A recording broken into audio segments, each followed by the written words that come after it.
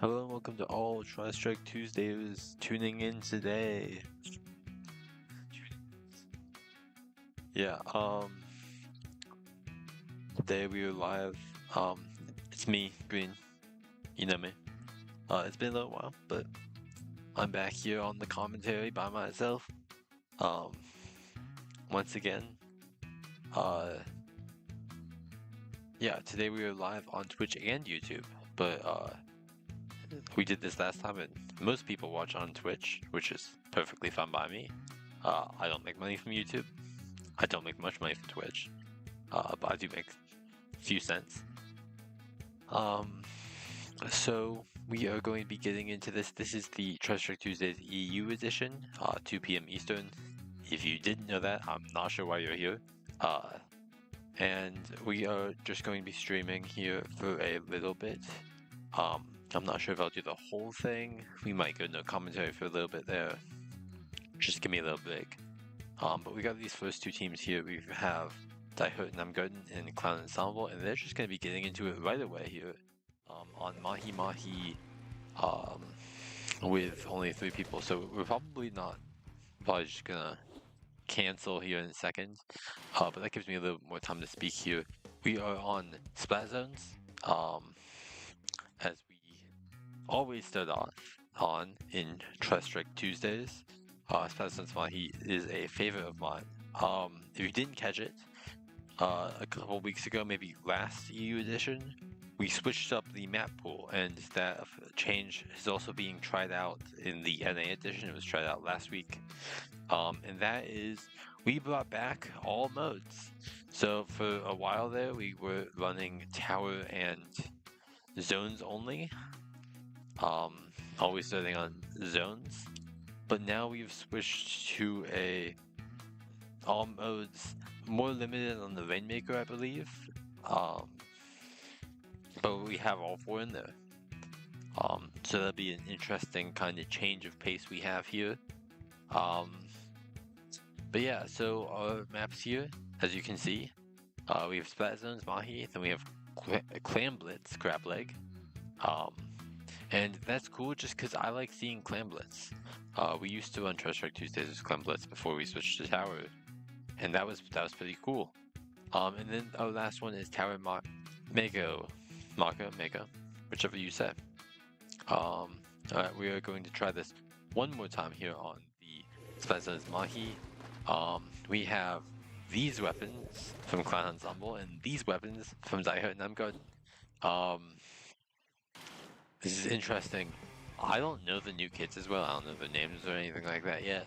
But it's a lot of the new kits. I mean, not that new anymore, but you know what I mean. From Daihut Namgarden. We've seen them here before. I don't remember exactly how well they did before in Tristrike Tuesdays EU, but I know they did well, so I'm expecting a lot from them. So we already see 2 down on the side of Clown Ensemble. Just a decent opening from them, but it looks like Daihut Namgarden is going to come back in and try to take some of the space here. But it's a pretty contested zone there. We see the Forge kind of going on the right and getting caught out.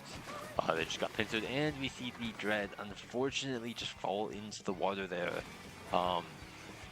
Happens to the best of us, it's happened to me, you know? But that is definitely going to set back Daihut here as they try to push back in here. Looks like the water has dropped and all that already, so they just need to get back in here. But Clan Ensemble is not making it easy. Even with these picks, right, you see Clan Ensemble is currently 2 down. They're still doing a great job, especially that decap right there, getting several with just one splash there. And this is going to be a difficult, even with 2 down inside Clan Ensemble, a difficult zone for Daihut to push back on, but they will be capping it after getting enough picks. But we see this decap here still shirking around zone, getting some picks and not letting Daihut Namgarden take any real space here. You know, they're not going to be making too much of a lead. Even we saw EQ there with the machine. they should have been taken out, but they managed to trade right before they were. And we see this brush here behind this stuff from Clan Ensemble, also just definitely making it difficult for Daihun to really go anywhere here.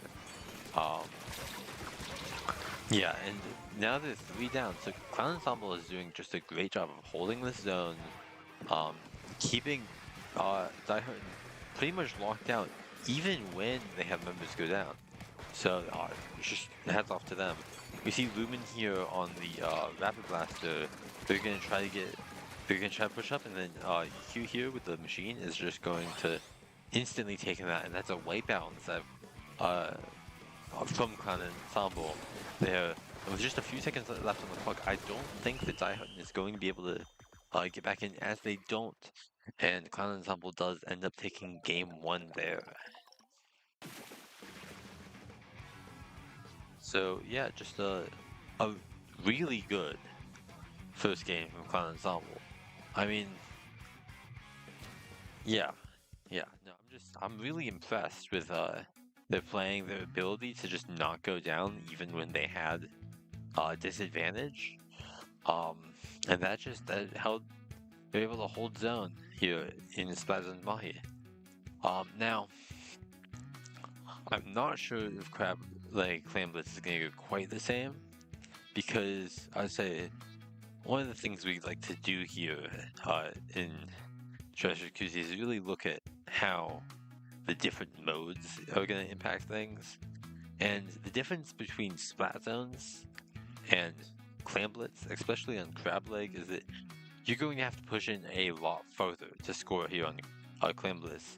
And so that kind of like ability to hold that Clan Ensemble used to really take a decisive game 1 is going to be good on defense, but it's not going to really help them on offense. So they're going to have to play a little bit slower, I think, here, in order to not get, in order to be able to score,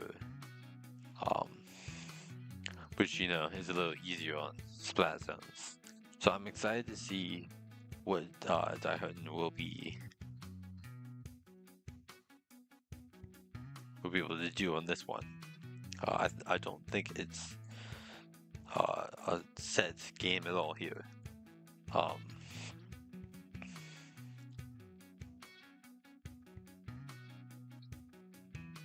Yeah.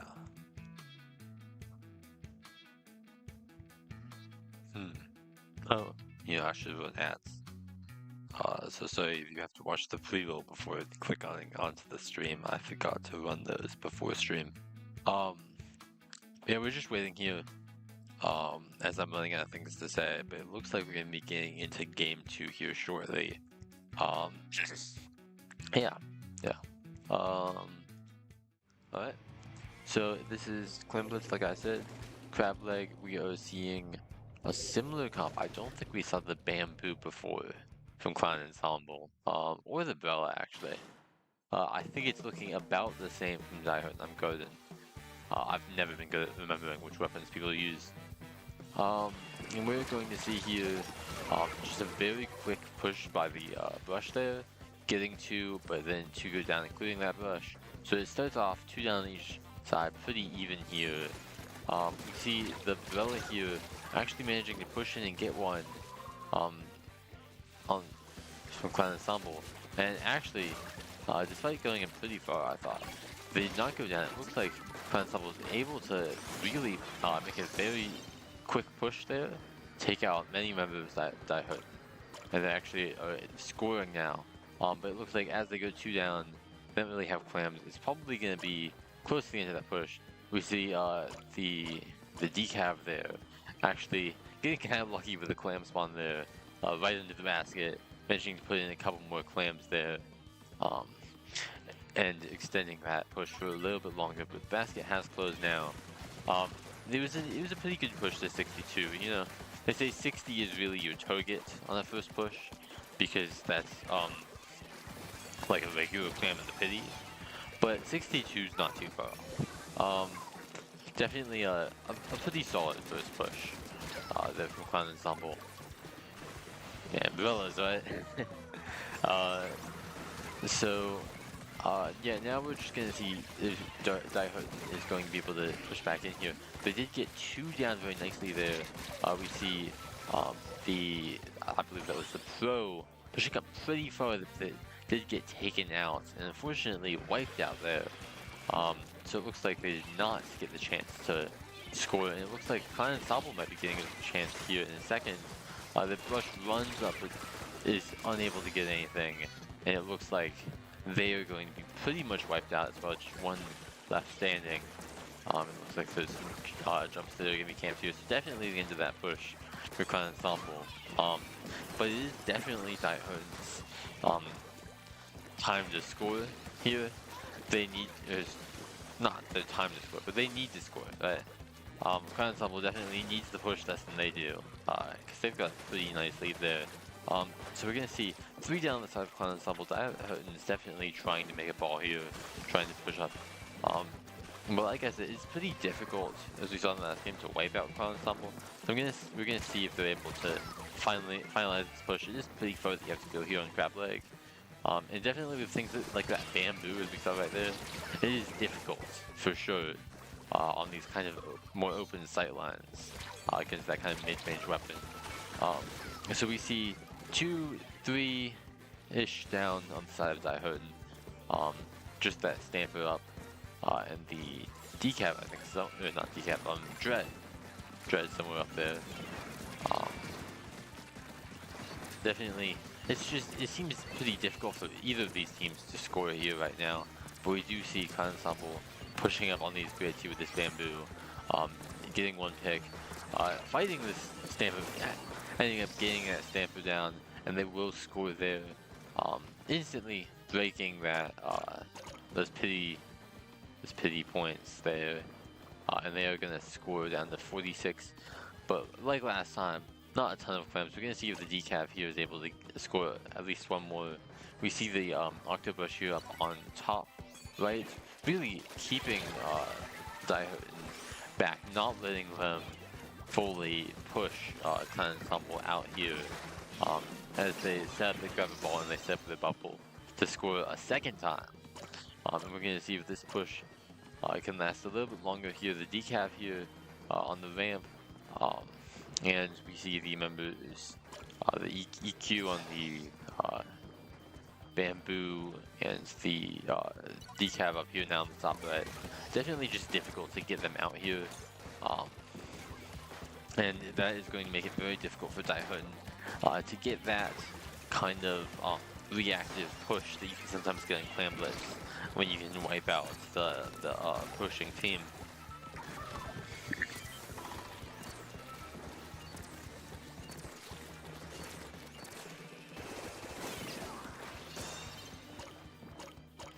Sorry about that.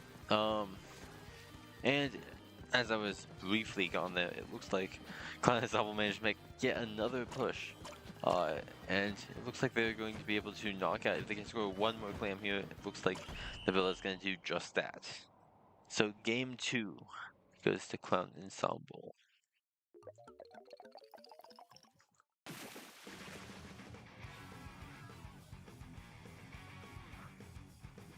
So before that last game there, I was predicting, based on the mode and map there, that it was going to be difficult for Clan Ensemble to make as strong of pushes as we saw, and as strong of folds as we saw on the first map. And I would say that we definitely saw that. They didn't fall on defense, for sure, but it was more difficult for them to score on Clan Blitz, but it definitely was not that difficult, as they did several times.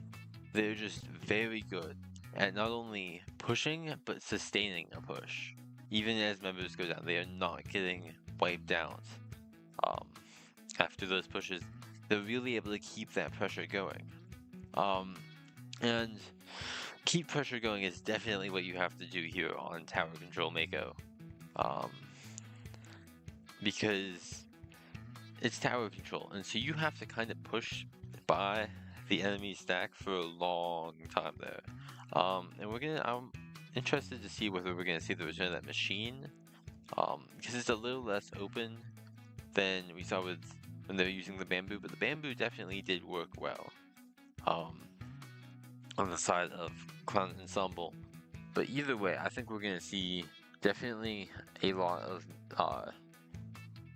just like pushing forward and then just kind of trying to hold that front stack there on the offense. Especially from Clown Ensemble. I'm excited to see if they're going to be able to make those holds. But Die Hard and Garden, which I've not been talking about that much, at least not in a positive light, is clearly very good at starting their pushes. And so with the tower, with the kind of offense snowball that it can be, I could definitely see them actually making a comeback here in this third game. And while that might not win them the set, that would definitely help them just in the overall, like, because it's top 2 teams that make top bracket here in Tristrike Tuesdays. So it could be a very important game for them. So I'm excited to see if they can really make something happen.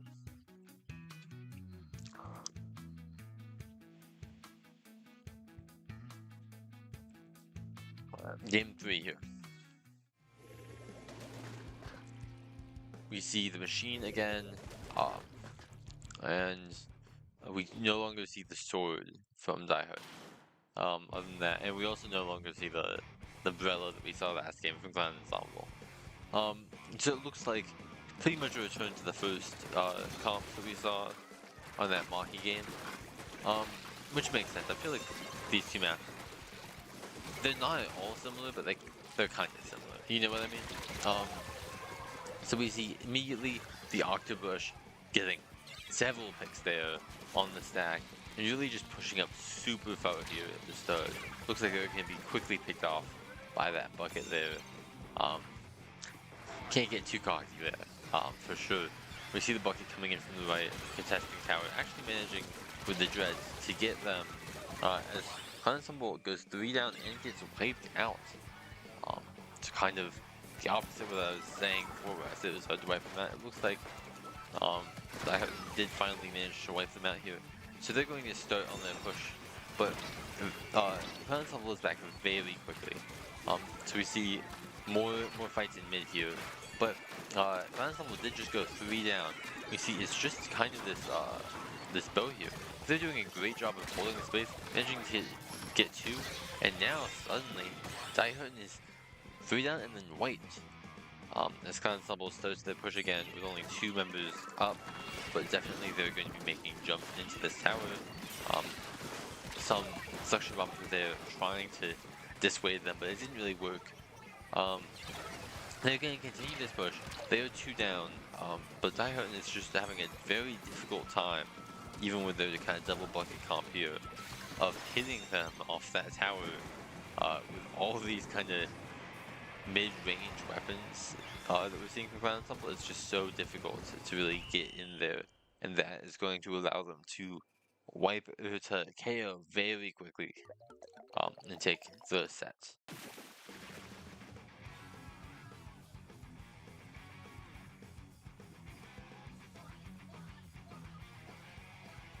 Yeah, so that was a first set there. I am going to make a very quick pivot to the break because I forgot to set up the next sets and I don't want to miss them. So we will see you very soon on either Twitch or YouTube, wherever you prefer to watch the stream, right after this quick break.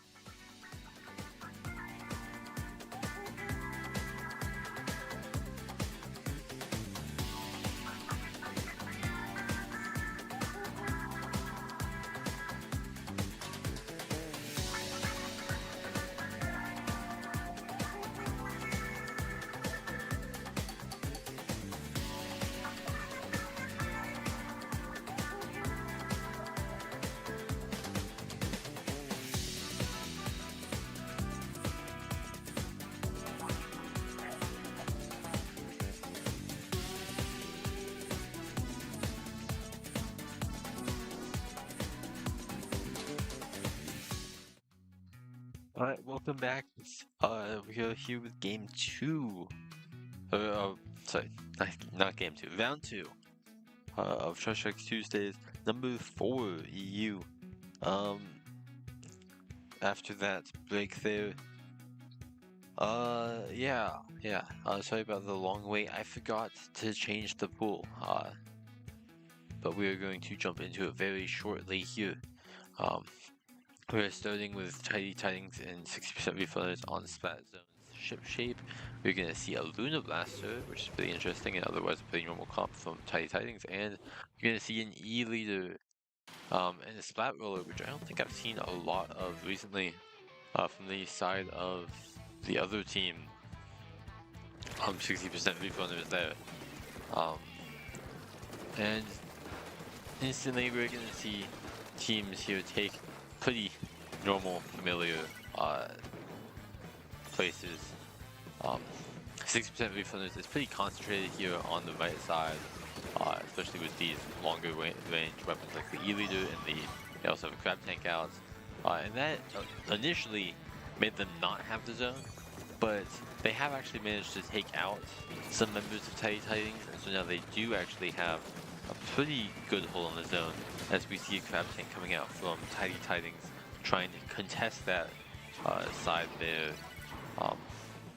And that also ends up with the zone being contested as more specials are popped from Tidy Tidings, and they do manage to take the zone and push 60% refunders out of that position they had there. And one player goes down here to that bucket, just shooting over the ledge, because the Luna Blast is also trying to make something happen to the ledge.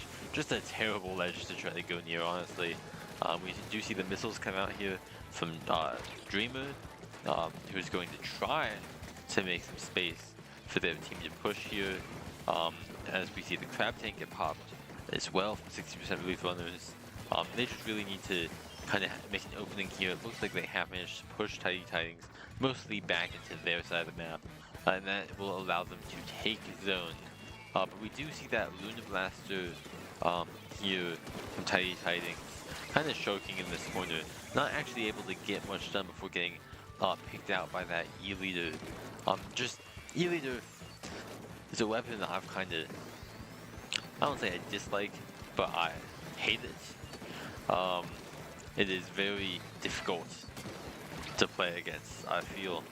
Not because it's not because it's impossible to play against, but just because sometimes you just get picked off. It happens, but it's not the most consistent weapon, as we see Tidy Tidings has made quite the comeback here and has taken zone and is going to be able to push members of 60% refunders back. This Kraken is going to take out one and damage this bucket here, but it did not manage to take them out. So Tidy Tidings will retain these kinds of front two stacks, I guess mid two stacks, as Van here with the bucket gets another pick and is going to go to this ledge like we saw them do before. This time it looks like they're backing off to grab a cooler here. They are at 15 ticks remaining on the zone, so they're definitely, it looks like, just going to try to hold that as Kraken comes out. So they pop strikes, and they actually do manage to hold on to that zone just long enough to take game one. So that is game one to Tidy Tidings.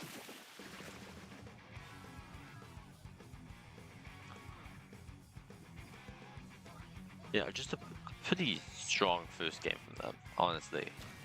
They did a great job of pushing up and locking out 60% refunders when they had the zone, and they just didn't allow for that many opportunities for 60% refunders to kind of make a comeback. But it's not impossible for 60% refunders to make a comeback here in these next two games.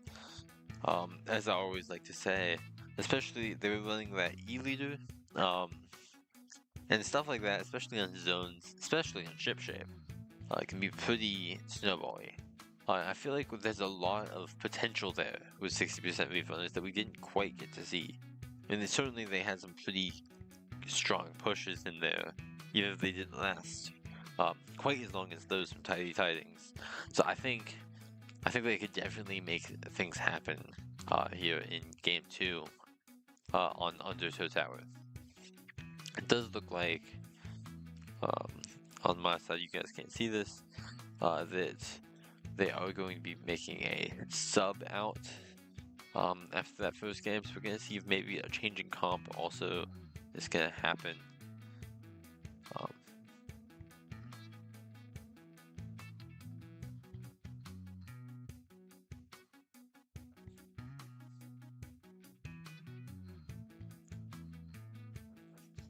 Sorry about that. I just looked over to see to read what was happening on the TO channel. How's everyone's day been going? We have no people in the chat so far.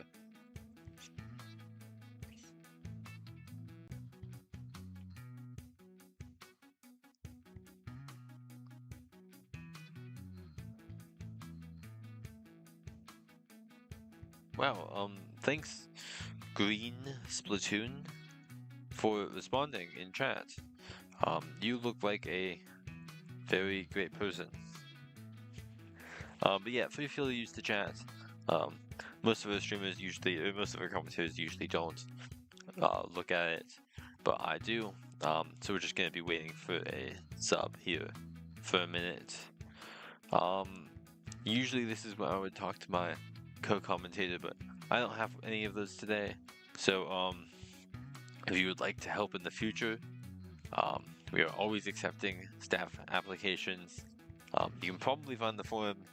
We post it quite often, probably in the Discord, or you can just go on Discord and message.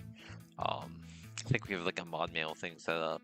You can just message me, only it's me read, on Discord, if you're ever interested in commentating with us. But yeah, it looks like we're going to be getting into this next game pretty soon here, as the sub has happened and they're readying up. I'm excited to see what kind of comp that we are going to see from 60% Reef Runners, since they did just make a switch. They just switched the player out. I didn't quite catch who they subbed out there. For Tower Undertow, they might still run the E-Leader, they might still run the Treasure. I don't really know these players as much, but we'll see very soon here. From the side of Tiny Titans, it looks to be about the same, but on 60% Reef Runners, we see the E-Leader swap out for a Pencil. So that's your, that's probably your more meta pick there. I believe it is about the same as before otherwise. Pretty interesting. I guess maybe they were running Coolerless before in that first game, but they've definitely swapped here to be running that Cooler. As we see that Luna immediately go and pick off the sniper, just getting behind them and surprising them. That's gonna definitely allow Tiny Titans to make this first push here as they pop. And they they just killed that crab tank there with their strikes, kind of surprisingly.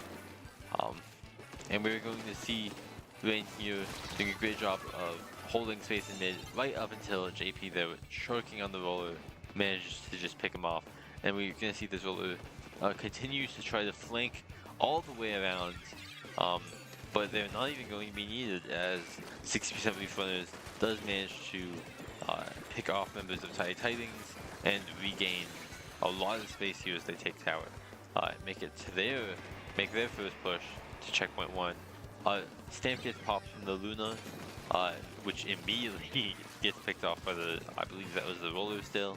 And we're going to see 60% Reef Runners definitely making a pretty strong push, pretty close to what Tiny Titans did, but it looks like they're going to have a difficult time quite taking lead there, as Crab and Strikes are popped to keep them off the tower, and they kind of reset back to their side of mid here. We do see a Booyah Bomb get popped there.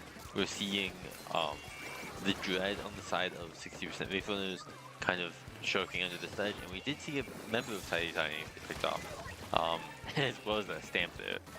Second time's the charm. Maybe third time's the charm with that stamp. You know how it goes with that. And it looks like JP here on the roller going to be doing some more choking as 60% leaf runners gets back on the tower. They do take it to the checkpoint and immediately get picked off there. Quite unfortunately, we do see, I believe, JP jump out there. And Tidy Tidings suddenly has a chance to make their push with this tower as they make it through mid pretty uncontested. So Luna there briefly getting stuck under the tower. It looks like they're going to try to choke this ledge like they've been doing. They do manage to get a pick on that Dread, but it looks like they got picked off, and 3 members are down on the side of Tidy Tidings. So it looks like they're going to have to reset. This is a very close game here. It is difficult, very clearly that it is difficult for either of these teams to push very far into checkpoint 2. With 60% refund is just barely getting there, and Tidy Tidings barely getting any points there. And we see Tidy Tidings once again starting to make a push through the tower, but they do decide to abandon it quickly as they, I assume, decide they need to get more of an advantage there. JP there trading off with the roll, trading off using the roller, not with the roller. As Tidy Tidings actually makes it to this checkpoint again, and finally breaks past that 58 mark and that second checkpoint, as we see great pressure from the Luna there on the left, keeping members of 60% Leaf Runners back, and allowing Tidy Tidings to make it pretty far with this tower, as they're going to merge on just with this Snipe Rider contesting for a moment there. We see the crab get popped as well, but it does get picked off by the Luna. Some great pressure there. And that tower made it all the way to 18. It does look like with 1 minute remaining, 60% Leaf Runners is going to start retaking some of their space here, but it's not easy for them. Tidy Tidings is definitely trying to make a stand here in mid. I mean, they didn't really all go down at the end of their push there. And so it looks like 60% Leaf Runners is going to make it a little further. They are going to pop this Booyah Bomb here, try to pick off the stamp. And the stamp did something. They did trade, so good on them. And we see, fortunately, a member of 60% Leaf Runners managed to get on the tower and then got picked off. But they're going to hold this tower here at this checkpoint for a minute here as they try to get something to happen, some kind of advantage. In the last couple seconds, they're going to pop Booyah Bomb, try to stop Tidy Tidings from just getting up. But we're going to see the Tristrikes come out. Cody's going to try to get on the tower here, and 60% Leaf Runners is not going to be able to hold that as game 2 goes to Tidy Tidings.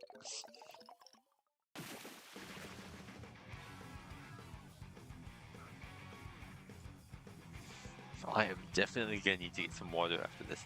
These have been some very close games here between these two teams, and I'm excited to see game 3, Rainmaker Museum. Acing in chat says, can I stop coaching Tidy Tidings now? And definitely a question. We're seeing some great gameplay from them, some great holds, especially from that Luna there on that last game, helping them secure some great pushes. Honestly, I'm having trouble on some of those pushes, seeing a way that 60% Leaf Runners could have pushed past that. Just the level that Tidy Tidings is managing to lock down with their comp these ledges, it's pretty strong. I would not want to play Tidy Tidings, that's for sure. Not with my head. But we're gonna see, maybe it does not look like 60% Leaf Runners is going to be swapping anyone out this game. So we're gonna see if they can make any adjustments. Maybe they will be able to push past these ledges. This time, they definitely did a lot better in that second game than they did the first game. We're gonna see if that kind of shift in momentum continues, and maybe they will be able to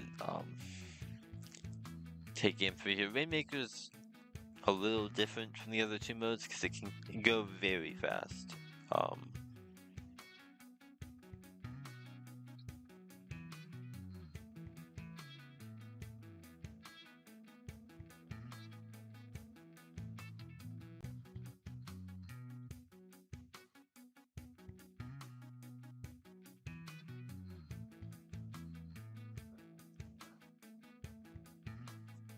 Sorry. We're going to be getting into game 3 now here. Tidy Tidings versus 60% Refillers. Once again, we see the return of the E-leader from 60% Refillers. Looks about the same comp from Tidy Tidings. I also think that's a different forge from 60% Refillers and a different dread. So they're definitely mixing up here. The only weapon they're keeping from the game 2 is the E-leader. Now, we're going to immediately see 2 down from each side, 3 down from the side of Tidings. So we're going to see if 60% Refillers is going to take this, but it's definitely not uncontested so far. As we see Tidings kind of holding their checkpoint.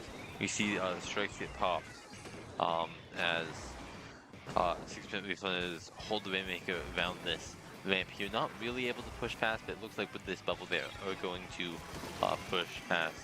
I think we saw the splash there briefly try to run in and take out the Rainmaker, they were unsuccessful.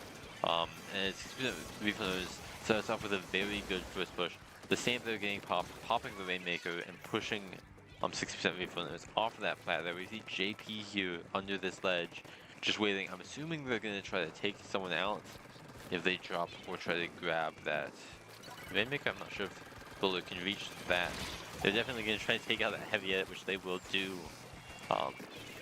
So that shark did end up paying off there. But it looks like that edit was back fast, and it is now pretty even in mid. One player of 60% Refillers does go down here, as one member of Tidy Tidings also goes down. Just kind of a stalemate in mid here for the moment. It does look like Tidy Tidings is getting pushed back a little bit more here, as they are tending to stick to their plat here more than 60% Refillers is. I think definitely this map is just a lot better for E-leader than the other ones we've been seeing, and that's probably partially going to explain this shift in momentum from 60% Refillers. But Tidy Tidings is certainly not playing poorly. They're going to be able to take this checkpoint here, even with the E-leader watching, making this a very close game indeed. JP here is going to show, just trying to watch, make sure nobody attempts to grab this Rainmaker and take the lead, as 60% Refillers does move slowly back into mid here. They're going to allow the Rainmaker to reset, so it looks like we're probably going to have another quick stalemate in mid here, like we've been seeing. Crab does manage to pick off a member from Tidy Tidings. JP here on the left pops this level in kind of a defensive spot, as we see Tristrike come out from Tidy Tidings as they make this jump here with the Rainmaker. Not quite able to take the lead by 1 point there, and the stank is popped. Avoids being taken out by the roller, does get taken out by the Kraken. And it looks like in that time, Tidy Tidings did manage to grab the Rainmaker one more time and push, taking the lead at 48. Not a huge lead by any means, but definitely a lead. With only a minute and a half or so left in the game, it could definitely make a big difference here. We have 60% Refillers now taking the Rainmaker, moving into mid. JP here going to this ledge on this by this ramp here, moving up onto the plat of Tidy Tidings. So they're definitely going to try to make a strong push here. It looks like they're about to, but Tristrike did manage pretty effectively stop that push. But they're not fully stopping here, as these last two members of 60% Refillers do try to keep up the pressure. I believe JP did have to jump out there. But the Forge kind of holding off this space here. Even if they're not able to push, not giving up too much ground, but Tidy Tidings is definitely moving back. They on taking back the ramp, taking back the plat there. And we are going to see these missiles come out and 2 down inside Tidy Tidings. There's definitely going to be 60% refunders chance, as they only have about 10 seconds to take this lead, and only 3 points, but they do get wiped out. So that is probably going to be game, set, and match for Tidy Tidings as they win game 3.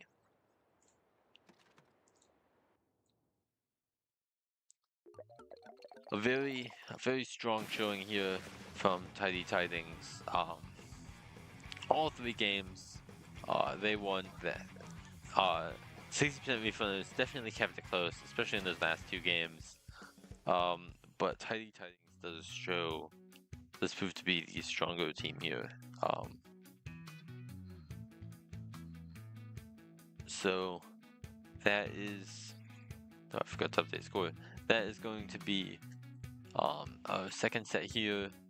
I am going to quickly grab some water before the third set. But I will see you all right after the break.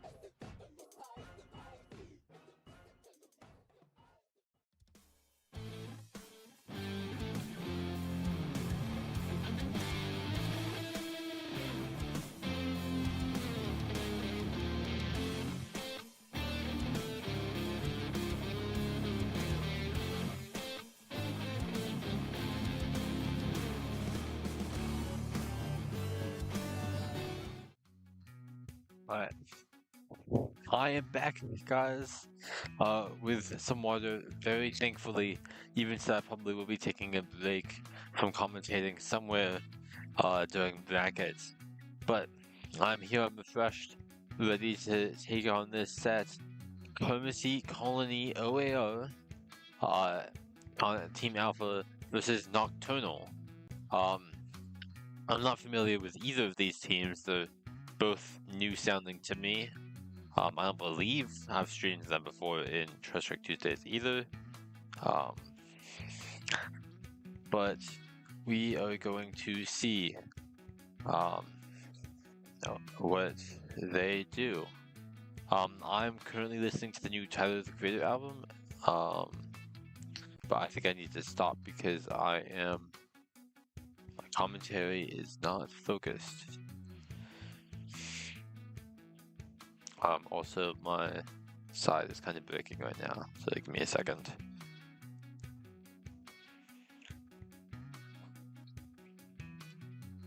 Okay. Just let me know in chat if stream is looking alright. My side went down there for a second. But yeah, so we're gonna start off Splatzone's Barnacle and Dime here with these two teams, and we are going to see in just a second, very soon. Alright, we see the Carbon E-Leader, Decaf, and Splash, side of Carbon Sea Colony, and those weapons from the side of Nocturnal. The Dapples is definitely interesting. I have not seen those recently. And the Bamboo is interesting. That's the second Bamboo we've seen today, but I don't recall it being in the meta, anytime recently. Maybe it is the new meta, I don't know. But we are going to see, a very brutal opening there. It does look like Nocturnal was able to get a wipeout. The players from both sides went down, and the Carbon Sea Colony is going to start making their return. Yeah, so we see the Zuka, Crab, Bubble, everything coming up from Carbon Sea Colony there, as that allows them to take the zone, and they do get 2 picks down on Nocturnal. They're definitely looking for more Neo there, doing some great job, and then Asher just coming in, finishing off the pick, and both of those players are going to be continuing the pressure here as they work to keep Nocturnal out. Unfortunately, they do go down pretty far into Nocturnal area, but the Crab and the Wavebreaker get popped, and Nocturnal is not able to push back in. So that is going to keep up the push for Carbon Sea Colony, as Nocturnal tries to fight their way out of here, but there just seems to be players on all sides here, as they go 3 down, and it looks like the 4th is about to be picked off. So that is a wipeout, and that might just be a very quick game 1 for Carbon Sea Colony there. Yeah, very decisive game 1. They immediately jumped out of the gate. They're off to a kind of a rough start, but they got their footing very quickly and had just kind of an insane pressure there. It just did not let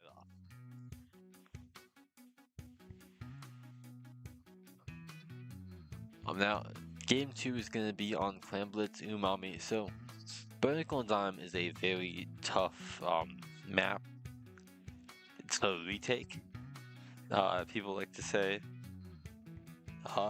People do not say quite the same about Umami. I don't know what people say about Umami. I don't really like Umami. We see it a lot here in Tristrike Tuesdays. In Clan Blitz, I mean, I just imagine it's gonna be a slower game here. Just because it's Clan Blitz, it's harder to KO. But I am excited to see what these teams bring out here. Whether they're gonna switch up their comps or anything, or if it's gonna go kind of like the first game.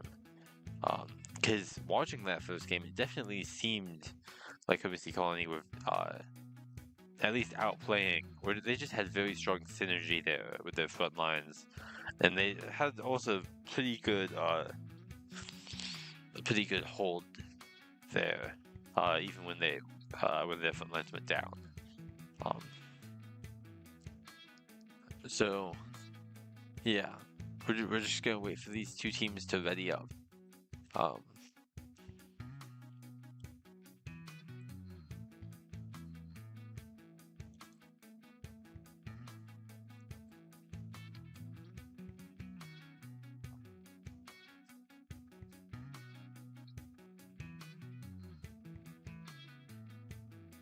I see in chat we have some people alluding for the Coben player from the Comacy colony. And we are going to see that Coben again alongside a Choju, and we're going to see quite the different comp from Nocturnal. We've got a Junior, we've got Dowser Dualies, we've got the S-Blast, we've got the Splatter Shot. I don't even remember what they ran last time, it was so fast, but I'm pretty sure it was not bad. And 3 down immediately at Cozy Colony, kind of like the first game. And Nocturnal they're off to a better start here. They're holding this space pretty well, slowly trying to push up. But one does go down there. They are not quite able to make clamps or anything, and then now 2-3 down. But Cozy Colony is also 2 down. So I don't know if they're gonna be able to quite a strong push here. We see the Dowser Julie jumping out there from Nocturnal as a ball is made. It seems special to pop for Cozy Colony to be able to score that first clam in there. And Nocturnal does have to focus on holding this. The Carbon Deco briefly getting behind Nocturnal there, managing to take out a player, but that was inevitably shut down by Nocturnal. And it looks like the two teams are going to be returning to mid here.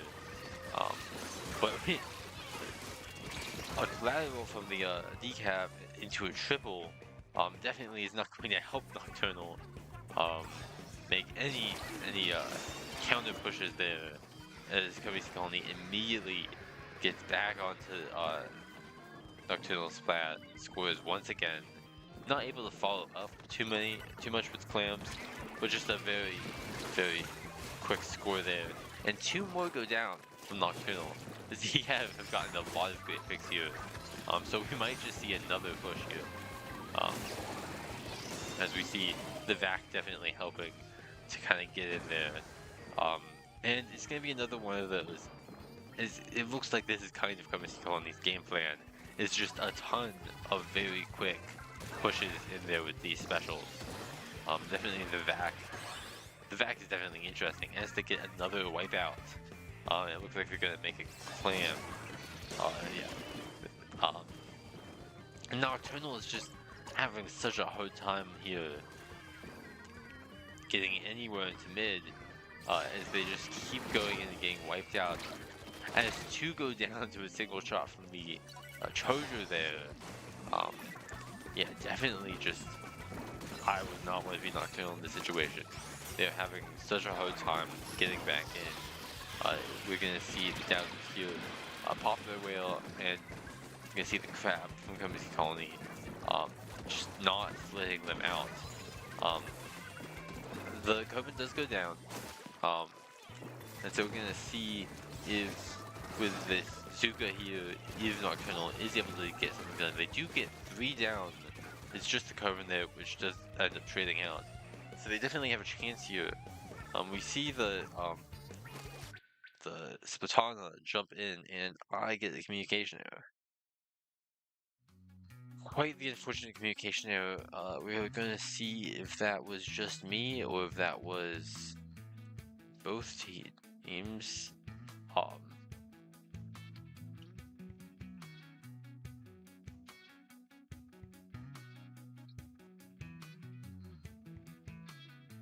I don't believe that it would be a restart. Yeah, no, it would not be. Give the if the room ended. But I'm not seeing anything in chat. So it might have just been a weird spectator drop.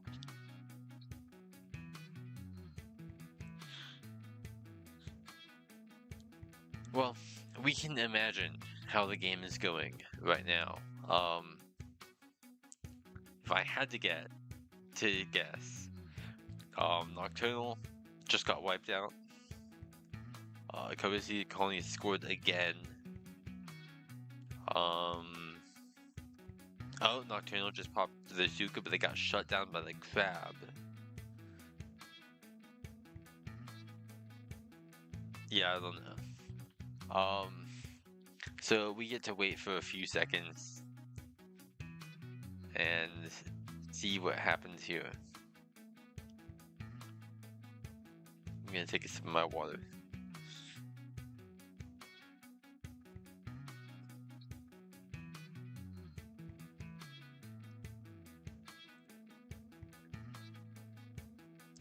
I swear I have good Wi-Fi. Like I usually have zero connection problems. And there was no there wasn't even lag or anything.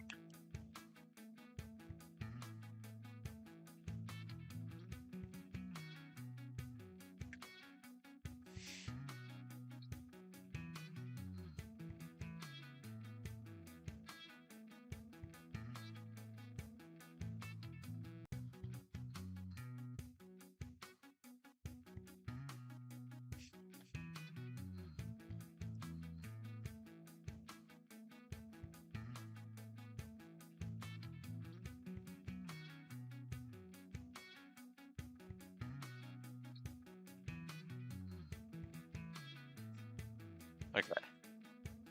So looks like another player also disconnected, and as I think we all could have guessed there, Kamisiko only did end up taking game 2.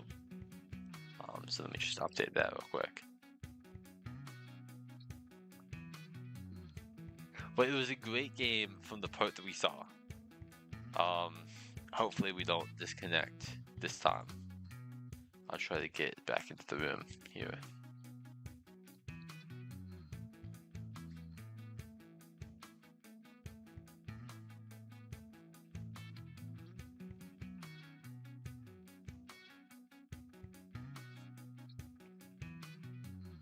Yeah, I guess I can go ahead and do the prediction there. I think I was the only person who put points down for Nocturnal, and unfortunately I did not get the upset. As Community Colony does take the set. We are going to still play Game 3. Don't worry about that. And yeah, we're gonna still be here for Game 3. This third point could be an important part of the tiebreaker, because the top 2 teams do end up advancing.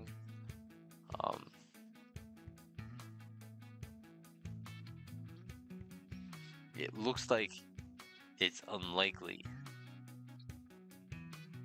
that this third game it does end up being a deciding factor, but it could technically.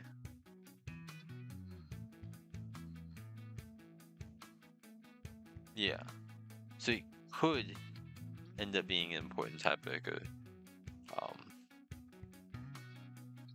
So definitely still watch out for this one. I'm slightly doubtful to see if Nocturnal is going to be able to make some grand comeback here. I didn't see the last few seconds, the last minute or so of that last game, but it was definitely favoring Kermesse Colony there. But Nocturnal, they have been off to some good starts, and with Rainmaker, it is definitely possible that they get a good push and they just run with it. So I wouldn't say they're completely out. We're gonna see, I believe, similar comps from Comacy Colony. I think that's the same as we've been seeing. And from Nocturnal, it looks like they swapped out something they had there for a Wellstring. I guess to really just pop this Rainmaker shield here. Immediately, we haven't quite seen, well, I'm not going to say that yet. I was going to say Comacy Colony hasn't wiped out yet, which they did kind of do the first two games. Looks like they're not going to, as they do pop the Crab Tank here and they do get a pick. This S-Blast here on the right from Nocturnal is going to put up kind of a fight there. They do get collapsed on pretty quickly, as Nocturnal does end up kind of, they do hold this mid. Comacy Colony did try to take the Rainmaker, and they were immediately taken out for that. So we're going to see Nocturnal actually be able to get what looks like it might be the beginning of a strong push. There's two down the side of Comacy Colony, but there was a player behind Nocturnal, and they did take out the Rainmaker. So not quite a full push there. The back does come out, but does get immediately taken out by this splash here. This is the shot, yeah. By the shot here, as they pop Zuka. They are holding this space quite well for Nocturnal, as it looks like they're going to be able to probably take this first check, but not quite. The Trojan did manage to take them out right in the last second, twice it looks like. Definitely difficult to just take checkpoint against the Charger like that. Looks like Comacy Colony is going to defend that checkpoint as they move back into mid, as they just completely bombard Nocturnal here with these Rainmaker shots and just like a lot of specials as they like to do. The Rainmaker did end up getting taken out by that shot, I believe, but they were traded back.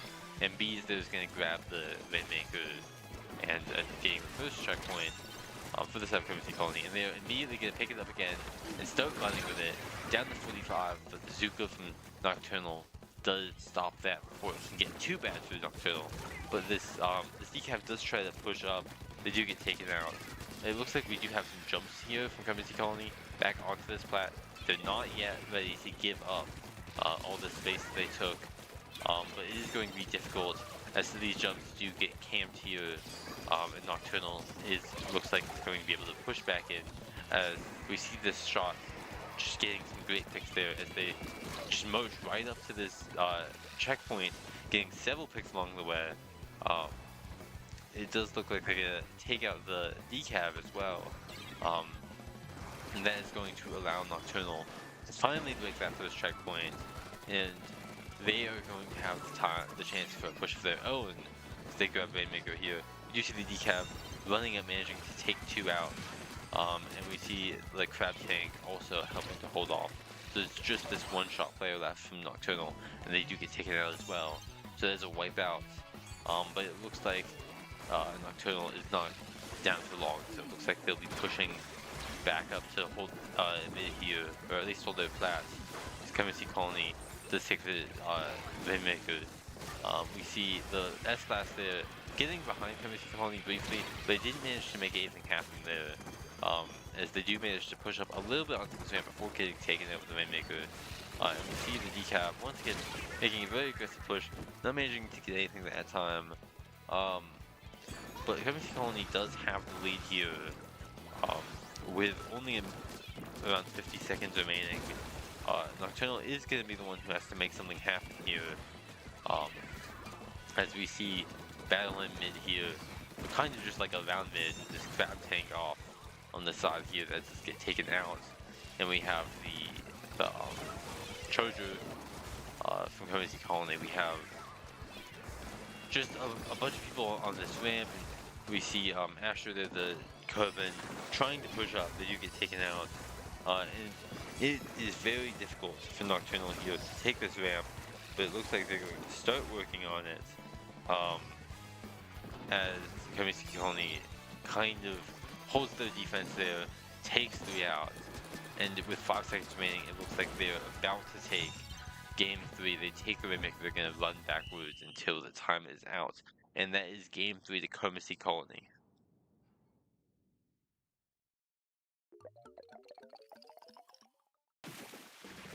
Yeah, so it wasn't quite the clean wipeouts, knockouts from Diplomacy Colony like we saw in the first 2 games, but they still had a pretty strong showing there in game 3.